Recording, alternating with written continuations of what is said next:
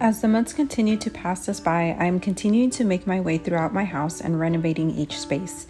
I've made so much progress so far this year, and yet I am about to take on my biggest project yet. No task has been too big nor too intimidating, but instead more challenging, more rewarding, and more inspiring. So follow along as I take you through the makeover process of my laundry room. Hey guys, so welcome to my laundry room. It's quite embarrassing to show you the before. I'm going to show you the entire process of when we first bought the home 5 years ago now and where we're at now. There's have been a lot of events that have happened. A couple of months after moving in, we went through Hurricane Harvey. We replaced a lot of the sheetrock. We removed a lot of things. This used to be the original kitchen to this house. Before the rest of the house was built. The original owner and builder of the home was a carpenter, and so he built a lot of custom stuff in this house. The washer used to be here, but the dryer, oddly enough, was over on this side, so they were like opposite of each other. I didn't like that, so we ended up moving the dryer over to this side after Harvey, just because we thought it was better. Now, you may notice we have open walls here, open ceiling there. That was already fixed, but we ended up having to break into it and fix the plumbing because one of our pipes busted whenever we had that freeze here in Texas. I want to say it was last year. I don't think it was this year that just passed. So since that happened, we just never fixed it. It stayed the same, mostly because I knew at some point in time I was going to want to come back and redo the entire room. So I was just like, I'm in no rush to kind of fix it because I don't know what I'm doing with this room anyway. So I was just like, man, whatever, just leave it. So yeah, this is the blank canvas. We are starting from scratch. There's gonna be a lot of stuff that we need to do. So step one to this makeover is going to be demo. So let's go ahead and start with demo day.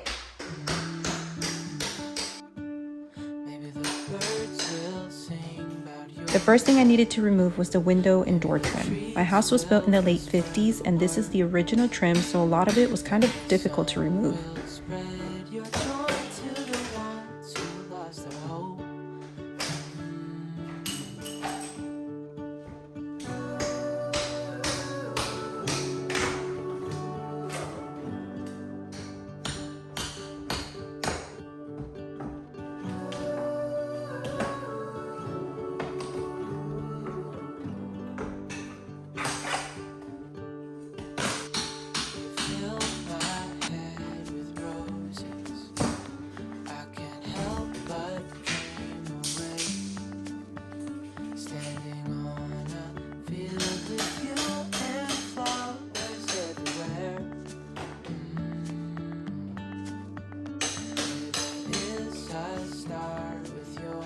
I needed to make room so I could start demolishing the broken sheetrock.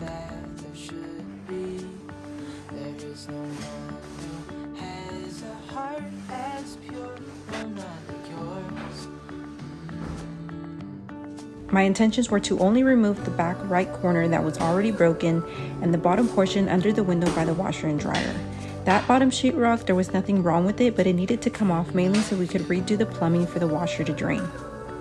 I know close to nothing when it comes to plumbing, so I left that for my husband to take care of.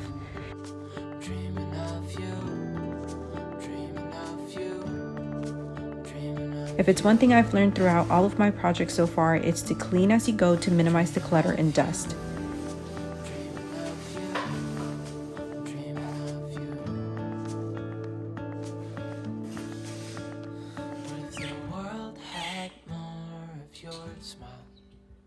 What if the wind could spread your love? What if your sweetness could reach everyone? There'd be no wars.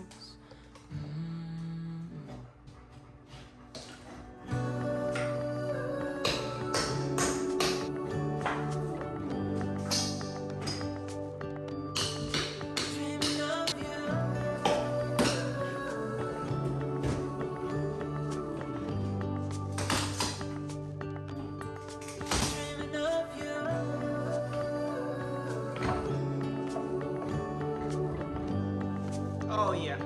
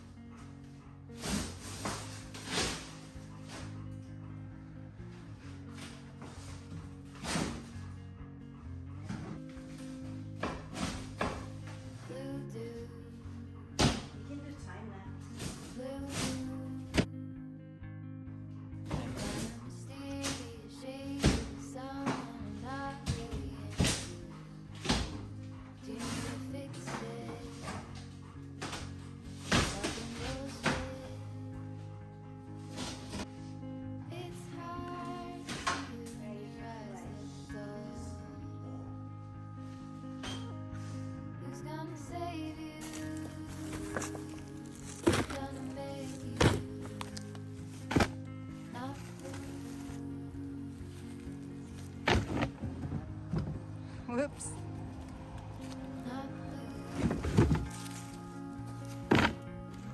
Okay, so it's been a couple of days since I tore down the sheetrock. Well, has it been? 1, 2. Yeah, so it's been a couple of days since I tore down the sheetrock. After I get this drywall up and the sides of the drywall up, I'm gonna move on to start building my cabinets, because I am gonna be building cabinets that go here. I'm not 100% sure about putting cabinets above the window. I thought about it, but I kind of feel like if I do, it might close in the space and make it feel a little bit smaller than it actually is. So I don't know. I'll kind of play around with that and think about that for now. But for now, I'm gonna be starting on that. And yeah, let's get to it, because it's fairly simple. I've done it before a couple of times, so I don't imagine that I'm going to have a hard time with it, but we'll see.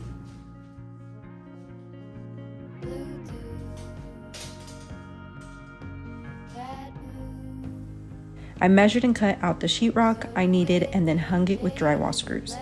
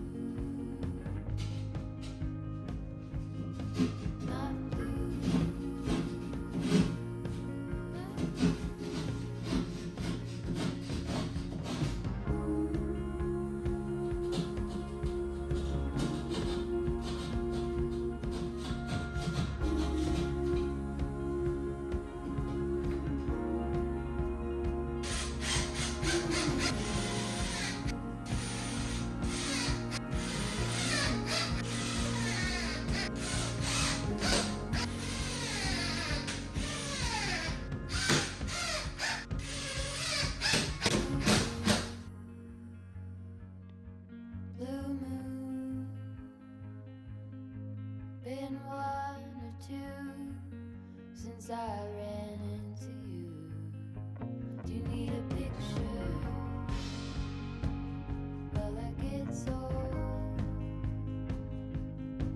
It's hard to take one when your iPhone's full. Who's gonna save you?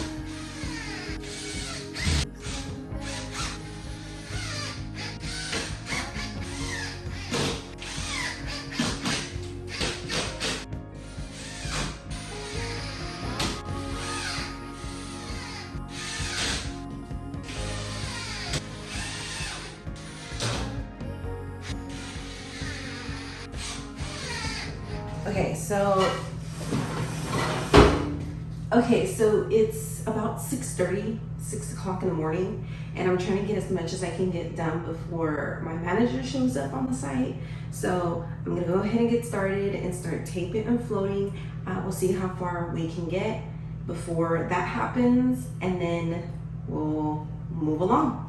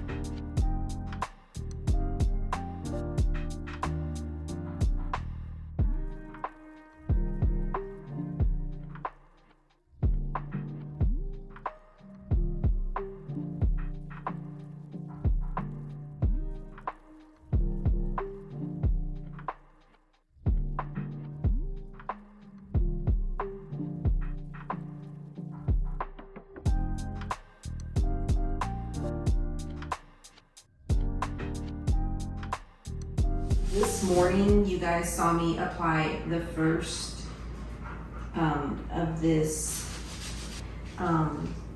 tape and float process, and now I'm just lightly wet sanding before I apply my very first coat over this tape.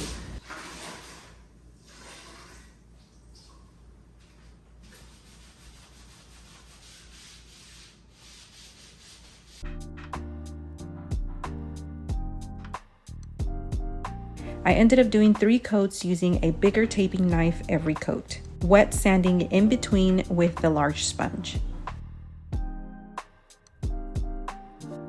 I cleaned up my mess once more and I was finally done with repairing the walls.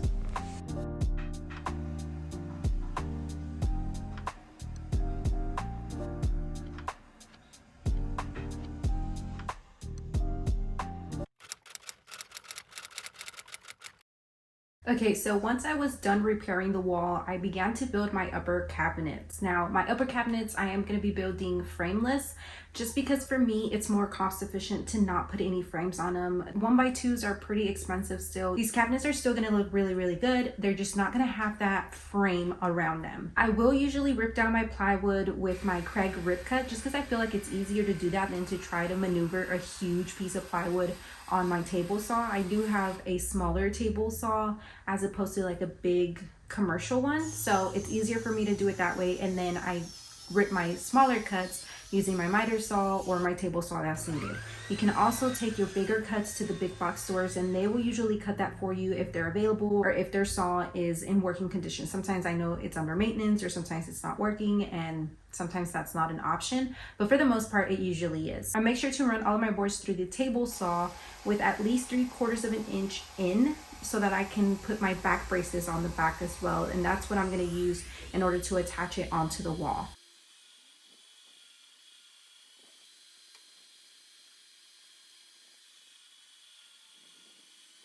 I am using 3/4 inch birch, and if you've seen me build cabinets before, this is like my 4th or 5th time that I've done this on my channel. I like to use pocket holes and pocket hole screws in order to connect all of my pieces.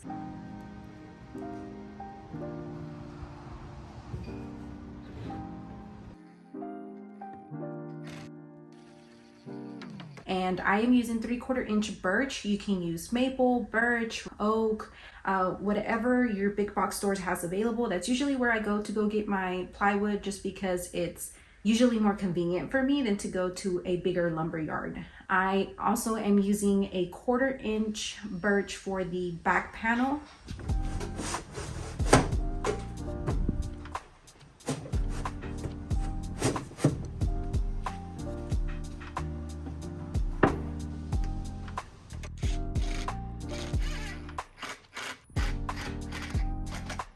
I am intending to put one set above the washer and one set above the dryer, or I guess if you look at it, one on each side of the window. Now, I've taken a lot of inspiration from Pinterest as far as my colors and my decor and what I'm going to be implementing into this space. I'm going to try to focus on doing things in steps so that way you can kind of follow along and see it all come together. We did take a trip to Floor & Decor earlier this week and we got samples. I was really excited to see a lot of good samples there that I was able to pick out and bring those home with me, so that that way I can kind of play with the color scheme and just kind of get familiar with what color I'm actually going to end up going with. Using samples is a really great idea to do so that you don't conform to one specific color, and then when you bring it home you decide it doesn't really look good in your space. Colors can really play differently when they are in the store versus in your house, depending on, most importantly, lighting, how much natural light comes into your house, what color light bulbs you have in the space as compared to the store. So keep that in mind. I'm really digging these like Spanish inspired floors, so that might be an option for me, or going something with like a tile wood like floor is something that I intended to do in the house after we renovated with Harvey. So that's still on the menu. I haven't decided yet which one I want. I've put thought and time into what colors I'm wanting. I just haven't made the final decisions. Next week, I'm gonna be ripping out the floors. I'm gonna be finishing off the cabinets, installing the cabinets and building doors for them. But yeah, I'm super excited to start sharing this super fun project with you guys. It's gonna be a really, really big one, and that's one of the main reasons why I've put it off. So follow along on this journey because it's gonna be a fun one. It's gonna be spread out through several videos because like I said, it's a huge project that I'm taking on by myself. So follow along. If you haven't already, subscribe to the channel. If you haven't caught up with any of my other renovation videos, I have them down in the description for you, as well as on a playlist right here so you can catch up. And if you like furniture flipping, I also have a whole playlist on furniture flipping. As you know, I use the furniture flipping funds to help fund all of my DIY projects. So if you enjoy that as well, I will have some picked out for you so you can watch. I love y'all, be kind, and I'll see y'all next week. Bye.